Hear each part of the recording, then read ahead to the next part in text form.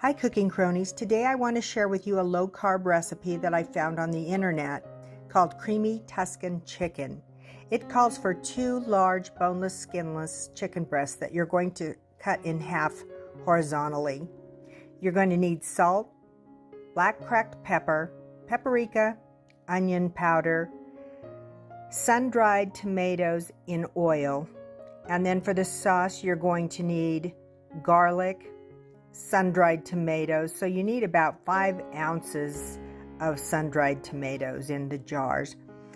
Dijon mustard, heavy cream, and if you don't have heavy cream, a friend of mine who was a chef told me to use evaporated milk, and it's just as tasty.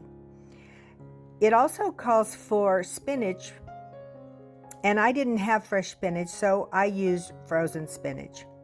And you also need grated Parmesan cheese. And then if you have fresh parsley, that's great. You can garnish with fresh parsley. Or I didn't have fresh parsley, so I just sprinkled the dried parsley on it. So let's get started.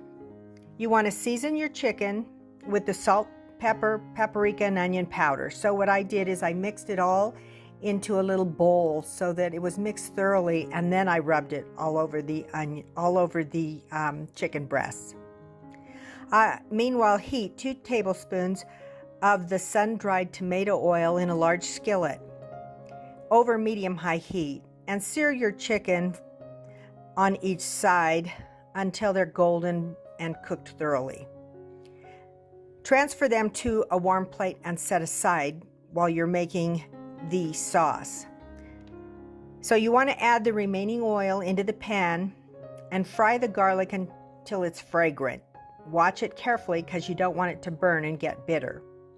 Then add in your sun-dried tomatoes. I chop mine up a little bit. Fry all this till the flavors start to meld together, and then mix the Dijon through it all. Reduce the heat to low, and then add the cream or your evaporated milk and bring it to a gentle simmer. And stir this occasionally because you don't want it to scorch on the bottom. Season with salt and pepper to taste.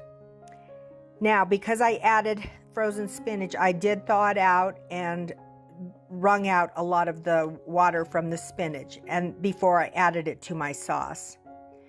I mixed that really well, and then I added the Parmesan cheese. Allow the sauce to simmer, and then put your chicken back into the pan and top it with the parsley. You can serve this over pasta, rice, or steamed vegetables. I did the cauliflower rice, and that was quite delicious as well. So I hope you enjoy this recipe. It was fun making it and fun sharing it with you. Have a wonderful day and God bless.